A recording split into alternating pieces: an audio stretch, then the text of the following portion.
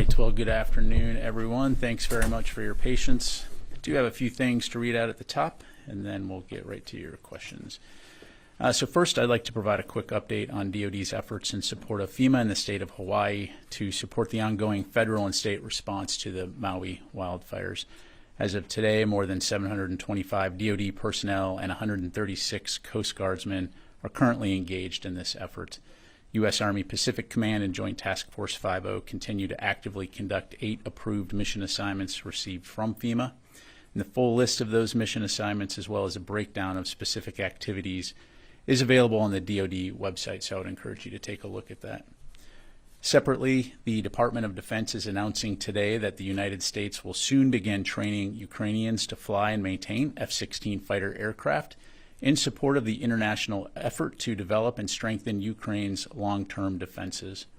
Following English language training for pilots in September, F-16 flying training is expected to begin in October at Morris Air National Guard Base in Tucson, Arizona, facilitated by the Air National Guard's 162nd Wing.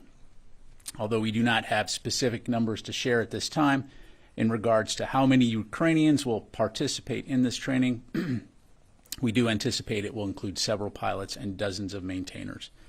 Importantly, although some Ukrainian pilots have English language skills, we are anticipating that all of the pilots coming to the United States will require some level of additional English language instruction, given the complexities and the specialized English that's required to fly these aircraft.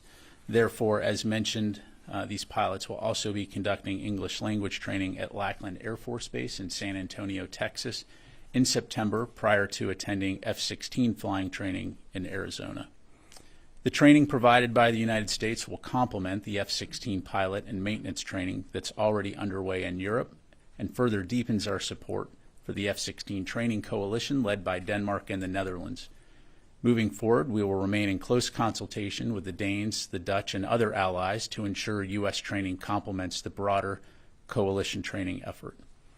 And in other Ukraine news, Secretary Austin released a statement today to commemorate the 32nd anniversary of Ukraine's independence. The full statement is available on the DoD website, but states in part, quote, "The Ukrainian people have inspired the world with their courage and resolve to defend their right to live in a sovereign, democratic, and free country. For the past 18 months, Russia has waged a full-scale, unprovoked, and indefensible war against Ukraine. The Kremlin's war of choice has killed thousands of innocent Ukrainians, displaced millions more, and deliberately inflicted terror and trauma on Ukraine's men, women, and children," end quote. Secretary Austin goes on to underscore that, quote, "Today, as Ukraine commemorates another year of independence, the United States remains steadfast in our commitment to ensure that it can celebrate many more. We will support Ukraine for as long as it takes in its fight for security and freedom," end quote. Finally, Secretary Austin welcomed Indonesian Minister of Defense Prabowo to the Pentagon earlier today to discuss shared vision, stronger partnership, and shared values between our two nations. Together, they resolved to preserve international laws and norms, enhance our mutual security and defense capabilities, and remain guided by our shared values, shared democratic principles. They shared their determination to further strengthen our relationship, ensuring that it is robust and capable of seizing future opportunities and tackling emerging challenges in an increasingly complex geopolitical climate. A joint statement will be made available later today on defense.gov. And with that, I'll be happy to take your questions. We'll start right up here with Liz. Great, thank you. On the plane that was carrying Prigozhin that went down in Russia, was it a bomb that took the plane down? So a couple things. I know there's a lot of interest in this topic. I'll say right up front, first of all, our initial assessment is that it's likely Prigozhin was killed. We're continuing to assess the situation. We don't have any information to indicate right now. The press reporting stating that there was some type of surface-to-air missile that took down the plane. That we assess that information to be inaccurate. Again, nothing to indicate, no information to suggest that there was a surface-to-air missile. But beyond that, I'm really just not going to have any further information. What was it, something that came internal from inside the plane? Again, I don't have any additional insight to provide on that. Thank you. Oren. I just want to check the first thing you said. Our initial assessment is that it's likely Prigozhin was killed. You mean killed intentionally, a la this may well have been an assassination attempt. Killed in this airplane crash. He was on board. And what leads you to believe that? What information do you have to suggest that he was on board? Or is this based on the fact that you have no reason to doubt Russian reports? Yeah, I'm not going to go into the specifics of how we gather information other than, again, our initial assessment based on a variety of factors is that he was likely killed. But not just based on Russian statements, I would imagine. Based on a variety of factors. Thank you. Missy. Just two clarifications and then a question. Just to make sure that I understood the answer to Oren's follow-up. So you guys are not willing to say that you believe it was an assassination attempt. You're just being neutral on that right now. Is that right? We're continuing to assess the situation. I'm not going to have any further information on how or why the airplane crashed. Okay, and then on the F-16 training, the administration had said previously that it would consider hosting training for Ukrainian pilots in the U.S. if capacity in Europe proved to be insufficient. But I think they're just getting going. Is that what happened? Were you all?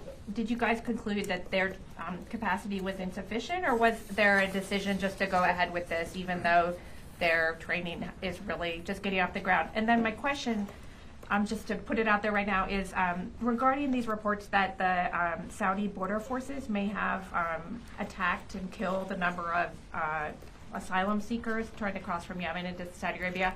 I know that at least troops under Central Command Authority are not currently providing training and assisting or any kind of support to these particular units or Saudi border guard. But I'm just wondering if you, from the podium, can provide some sort of comment, given that the Saudi government is such an important security partner and that the United States has this deep relationship with Saudi security forces across the board. What is your comment on how worried or concerned are you all about this? And is there any action that the U.S. government will take given the sort of egregious nature of these alleged actions by the Saudi border forces? Thanks. Yeah, thanks, Missy. There's a lot of questions there. Everybody settle in. All right. So on your first question, in terms of us providing this training. Yeah.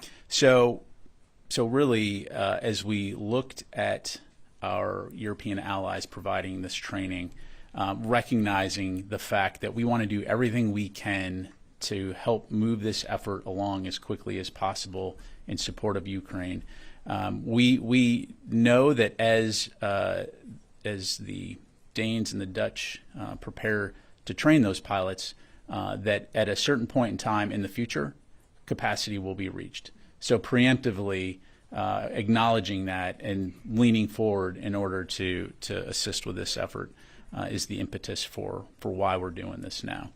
As it relates to Saudi Arabia, again, we're aware of the report. We're aware of the allegations. As you highlighted, the U.S. Is not in any way training those border forces. They're not a part of any of the assistance that we provide. I don't have a specific comment to say other than, again, we are aware of those allegations. I know that the State Department is looking into that, but I don't have anything further to provide at this point. Thank you. Ashley. I wanted to follow up on the F-16 training. So as you're looking at the capacity issue, is there a certain number that you're working off of how many aircraft that Ukraine will eventually receive? So short answer is I don't have a number for you today. I know that some of our European allies have already publicly commented on the aircraft that they're going to be provided. And so, step number one is Ukraine identifying the pilots to be trained, and then having those pilots come in and train. And then at that point, we'll be talking about how many aircraft. So more to follow on that in the future. But in terms of training in the United States, right now what we're looking at is, we'll have more to provide in the future in terms of numbers, but right now we're looking at several pilots with upwards of dozens of maintainers. Sorry if I missed it at the topper. Are they going to be training at Luke Air Force Base, and when do you anticipate that the language training would be concluded and the training in Arizona could start? Yeah, so right now it'll be at Morris Air National Guard Base in Tucson, Arizona. The language training will start in September, and then we anticipate that flying training will begin in October. Okay, thank you. We'll go to Fadi. Thank you, General. So I wanted to go back to Georgia. Can you just update us on what role the Wagner Group have been playing in Ukraine since last June? And I know this just happened yesterday. Do you think there's going to be implication on the group's future role, especially in Africa, after Prigozhin and maybe the second man in its hierarchy, as you said, got killed? So a few things. As it relates to Ukraine, their role as a combat force has largely, it's for all intents and purposes, no longer a factor on the battlefield in Ukraine. After Wagner Group's actions 2 months ago in Russia, as you know, those forces were essentially removed from combat near Bakhmut, where they had been fighting. Oh, by the way, and we've said this before, the Wagner forces essentially were Russia's most effective combat forces on the battlefield. Those forces essentially were removed from the battlefield. Some of them were relocated to Belarus to provide training for Belarus forces. But for all intents and purposes, their combat effectiveness has been diminished, and they are no longer a significant factor when it comes to the conflict inside Ukraine. As it relates to Africa, we'll see. Clearly, we know that the Wagner Group has for a while been conducting operations, has many tentacles, some military in nature, some criminal in nature, in Africa in places like Burkina Faso and Maui. And so, I don't think anybody's going to discount the potential for danger when it comes to that group or the remnants of that group. So we'll continue to keep a close eye on it. Thank you. Janie, and then we'll go to Matt. Thank you, General. I have two questions on North Korea. North Korea admitted failure 2 hours after launching the second reconnaissance satellite, and North Korea also announced that it would launching third reconnaissance satellite in October. What is the Pentagon's reaction on this? Just to clarify, so are you asking about the time it took for them to acknowledge failure? Yeah. And what's our reaction to that? Yep. Their communication skills are improving. No. No, I mean, all joking aside, again, what we see here is another failed space launch. You've heard Indo-PACOM, you've heard the White House, you've heard the U.S. government condemn these actions, and they're provocative, they're destabilizing, and so, again, we'll continue to consult closely with our Republic of Korea allies and our Japanese allies to ensure that we share a common understanding of the situation and that we work together to ensure stability and security in the region. Regarding the supplies launch earlier than the North Korea announced date, did the United States, South Korea, and Japan's missile warning information system is work these days? I mean, this time? Yeah, I wouldn't conflate North Korea's public statements with our ability to conduct and assess intelligence, broadly speaking, in the region. I'm not going to get into the specifics or discuss intelligence, but again, I think the Indo-PACOM and the White House statement speak for themselves. So let me move on to Matt here. Thank you, Pat. Had the U.S. been tracking Prigozhin's movements lately, and can you confirm whether or not he was in Africa earlier this week? Thanks, Matt. I'm just not going to get into intelligence. Okay. Secondly, while you can't confirm intentionality that this was a deliberate assassination, can you say whether or not the U.S. had assessed that such an untimely demise was likely to be in the cards for Mr. Prigozhin? Yeah, I mean, it's a great question, and I'm going to resist the temptation to provide my personal opinion on it. Again, though, I'm just not going to be able to go into intelligence. Thank you. Let me take a call from the phone here, and then we'll come back in the room. Howard Altman, Warzone. Hey, thanks, Pat. I want to drill down a little bit on the F-16 pilot training. The danger of providing training to more seasoned pilots. In UK, it's more like lieutenants who haven't flown much. Can you say what level of experience the pilots who are going to be coming to the U.S. will have? What's your anticipation of that? Yeah, thanks, Howard. So part of this training will be assessing the individual pilot's skill level, which will help to determine how long that training will last. Your basic new F-16 pilot with not a lot of training on the U.S. side, that training typically lasts about 8 months. For a pilot that's experienced, that you're doing upgrade training, for example, that can range within the 5-month range. So a lot is going to depend on those individual pilots and the assessment in terms of where they're at in that process. I will highlight that some of you have asked, why does it take so long to train an F-16 pilot, and what takes so much time when it comes to providing this capability?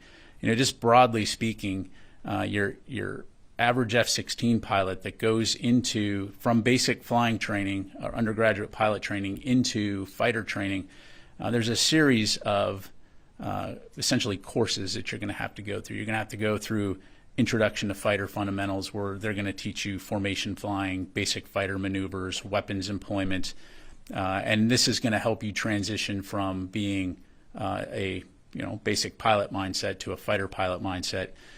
There's going to be some type of ground training involved. You've all seen the images of people going through a centrifuge training to learn how to cope with G-forces. There will be additional training on air combat maneuvering, tactical intercepts, close air support, suppression of enemy air defenses, and then all of that leading up to your mission qualification training, which then allows your instructor to certify that you're combat ready. So those are the kinds of things that go into training a fighter pilot. Oh, by the way, this is a high performance aircraft with a significant logistics and maintenance tail. So training all of those maintainers on how to maintain this aircraft so that it can stay in the air, training the ground support, air traffic controllers, the fuelers, the communications associated with that. All of that is entailed in maintaining this platform. So hopefully that gives you some insight. Okay, come back in the room. We'll go to Gordon. A few things on the F-16s. One is, I know you don't want to talk about the number of pilots, but do you think that this announcement will expand the number of pilots that can be trained? One. Two, I think that the original estimates for getting F-16s to the Ukrainians on the ground or whatever was roughly mid-24 to the end of 24. Do you see that maybe brought to the left a little bit? And what about air-to-air munitions? Would the U.S. provide AMRAAMs or something like that as part of this deal? Yeah, so a couple things. In terms of the number of pilots, Ukraine will determine the number of pilots that they require to go through the training. And again, what this will do is essentially increase the capacity across the coalition for training those pilots, right? So it's another venue by which to train. So again, as more information becomes available, as the program matures, if there are more pilots, certainly we'll let you know. As it relates to the timeline for F-16 deliveries, we're talking a matter of I'm not going to get into specifically. I don't want to speculate on when F-16 aircraft will be delivered, other than you've heard us say that when training is complete, the Europeans are looking to provide aircraft, F-16 aircraft, and the United States will support that effort through the third-party transfer process. So we're talking months, not weeks, obviously. And as we said from the very beginning in May, this is about the long-term support to Ukraine. This is not about the counteroffensive that they're conducting right now. So no. Are you leaving the door open to a possible acceleration of when the fighters could get there, or the jets could get there? Obviously we're going to work as fast as we can, but what you don't want to do is you don't want to rush a pilot and train him in a high-performance combat aircraft and then put him in harm's way, not fully prepared. So a lot of this will depend on the pilots where they're at and experience the training and making sure that, again, that we're providing the right pilots with the right aircraft at the right time to be able to be effective at the end of the day in combat. So let me go to Brandy. Thank you, sir. Following on Matt's line of questioning, we know you won't get into the specifics around intel, but maybe broadly, could you speak to what extent has DoD been devoting its ISR assets to tracking the Wagner Group globally? And with this assessment that Prigozhin and his crew are dead, how will that make it harder for OSD to keep tabs on that group? Yeah. Thanks, Brandy. So no, I won't get into the specifics in terms of what percentage or level of assets that we commit on our intelligence operations. Again, broadly speaking, we have a variety of methods by which we can assess national security issues and potential threats to include groups like the Wagner Group, and we'll continue to do that going forward. Again, right now, for understandable reasons, the media is focused very much on this person known as Mr. Prigozhin, but the real threat here is the group, which is an international criminal organization and has conducted horrific acts both on the battlefield and elsewhere. And so, again, like many threats, we will continue to monitor that one as well. Potentially expanding how you are tracking with ISR post Prigozhin's death? I'm not sure I follow what you mean. Implications on actually how you're tracking with ISR. Is it going to be harder now that he and his crew are not there? Are you going to be devoting more capabilities to tracking that group? Yeah, again, I won't get into the specifics of how and where and we conduct any type of intelligence operations. Thank you very much. Let me go to Rio and then I'll come back to you. Thank you very much.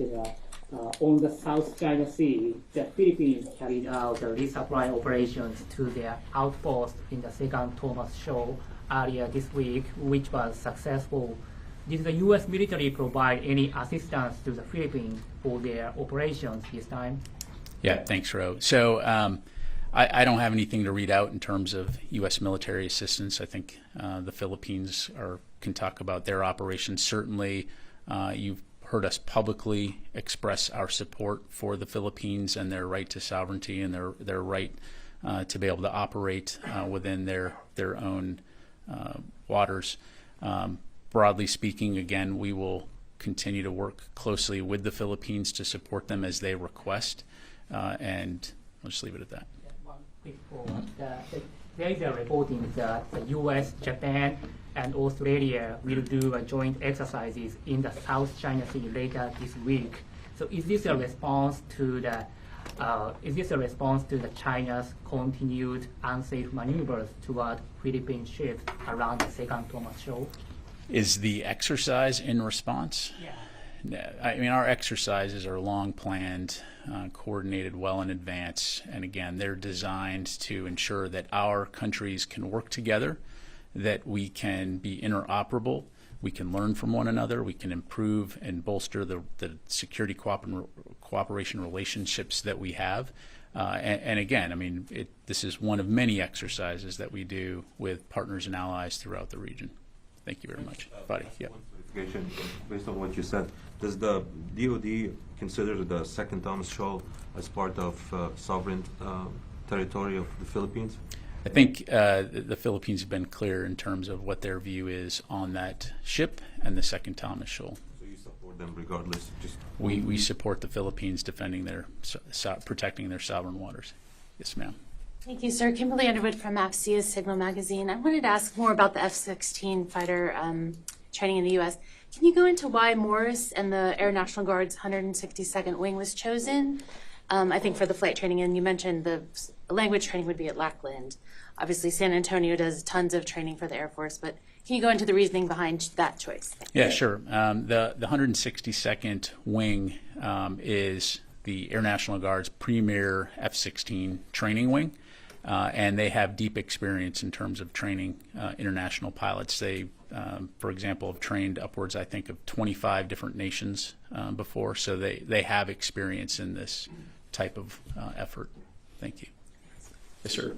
Thank you, General. General, regarding to the F-16, so my question is, does Ukraine has like the special infrastructures to have these kinds of jets in their country, or it's going to be used the same infrastructures for the jets that already they are using in their part? Yeah, no, that's a great question. So the short answer is no, right? I mean, they don't currently operate the F-16. They don't have the training to maintain and sustain the F-16. And so that's part of the process here, right, is the training of the pilots is one piece of it, the maintainers. The other piece of it is, at the appropriate time, ensuring that they have the ground equipment, that they have the ability to control and sustain these aircraft from Ukrainian airfields, all of which will be down the road. Thank you very much. Yep, you got a follow-up? Second question about the Wagner Group. So I'm concerned that Wagner Group today, they are without a leader. And it's going to be more dangerous from this group if they're going to be under the Kremlin leadership? Look, I'd refer you to the Wagner Group if you're able to get in touch with them for any questions on what their current business model and path forward is. We've seen the Russian government shortly after the events near Moscow 2 months ago say to some of these members that sign a contract with the Ministry of Defense.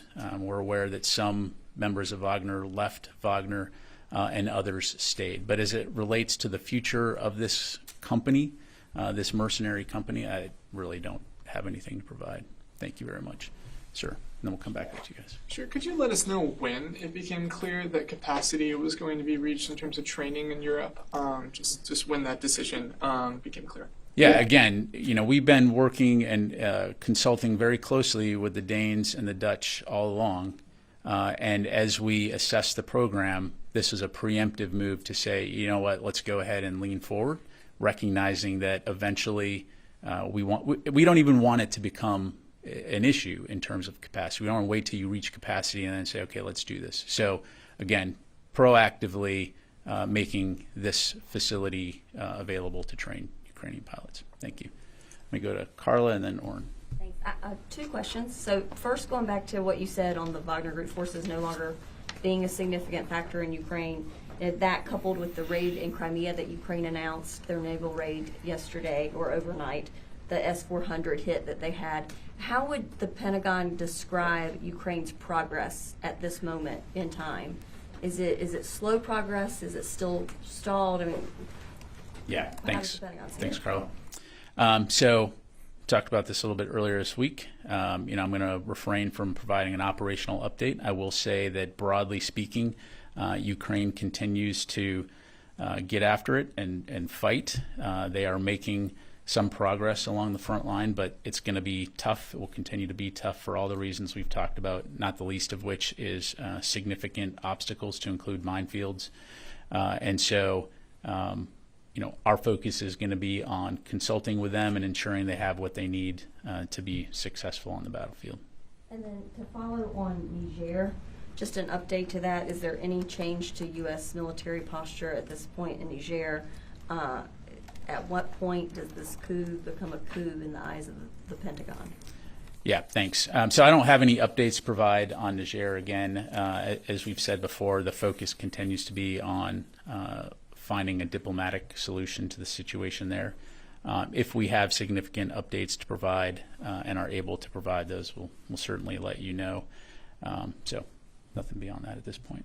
Oren. Two quick F-16 questions. Will the Ukrainian pilots get the full training the U.S. would get on everything a U.S. F-16 pilot would need to do, or will that be stripped down? Meaning, like, do they need things like aerial refueling? Or will that simply be taken out of the training to expedite it? And then, is there an overall goal for the U.S., the Dutch, the Danes, and everybody else? Or are you trying to create one F-16 squadron, 2, 3? Is that determined yet? So, Oren, on the particular curriculum for the pilots, again, I think part of that will be determined by their experience levels, and we'll know more in the days ahead. As it relates to how Ukraine organizes this force, obviously that's going to be a Ukrainian decision. I'm confident, in consultation with us on how best to employ that capability. So that's really a question that we'll be able to better address down the road. And then at some point, will we be able to see this training at Morris Air National Guard Base? I'm surprised it took that long for you to ask this. I will take that request, and we'll see what we can do. All right. Yes, ma'am. Caitlin with Defense One. For the F-16 training, is any of it going to be, is it just the basics of fighter pilot training for the aircraft, or are you also going to include anything for like Russian-specific aerial tactics for the pilots? Yes, it's a good question. What I would tell you right now for the training in the U.S. Will be the fundamental fighter pilot training. You raise a good point, right? That step one in becoming a fighter pilot is going through fighter pilot training, but that combat experience and combat training is also important. So again, more to follow. The coalition will continue to look at how best to prepare these pilots so that they can be successful in the air when those aircraft are employed in Ukraine. For the maintainer training, is any of it going to involve like how to do like 3D printing for parts? I'm assuming that supply chain might be restricted. Yeah, so I don't have that level of granularity yet. So as more details become available, and importantly, as they're releasable, we'll be sure to keep you updated on that front. Take a couple more here. Yes, sir. Hey, sir. You mentioned the persistent threat by Wagner as a transnational criminal organization. Does the department assess that there's a sort of a heightened threat posed by Wagner personnel in the wake of Prigozhin's death? Like, are U.S. forces in Syria in any way in a state of heightened alert? I haven't seen anything to indicate that at this point. Thank you. And last question. Yes, ma'am. I wanted to follow up on providing F-16s to Ukraine, and when that determination is made, is that going to be like a blanket re-export authorization, or is that going to be a country-by-country basis? As we've highlighted, the Danes and the Dutch are leading this F-16 training coalition, and so they've already publicly come out and said that they will provide F-16 aircraft to Ukraine. And so the way that process will work is they will submit the third-party transfer request to the United States, and you've already heard Secretary Blinken say that we will expedite those requests in consultation with Congress. So as they identify specific aircraft to go to Ukraine, and a key piece of this is our allies have said, when the training is complete, so the idea would be to marry up the trained pilots with the aircraft. That's when you would look at seeing those aircraft go forward. So again, when we get to that point, I'm sure we'll have more updates to provide. Thank you. Do you have time for one extra question? Only for you, Five. Thank you. Thank you. Is the U.S. offering this training with the idea that the F-16 will enter this current war in Ukraine? What do you mean by that? Do you envision, whether through what the Danes and the Dutch are providing, Danish and the Dutch are providing, and the training in here, that the F-16s and the pilots will be ready to enter this war in Ukraine? Well, I know we're going to do everything we can to ensure that those pilots have the training and the knowledge necessary to be able to effectively employ this very sophisticated combat weapon. And so that's our part, and we'll work with our allies in Europe to ensure they have that training so that when they do go into combat, they're prepared to do it. Thank you. Thanks very much, everybody. Appreciate it.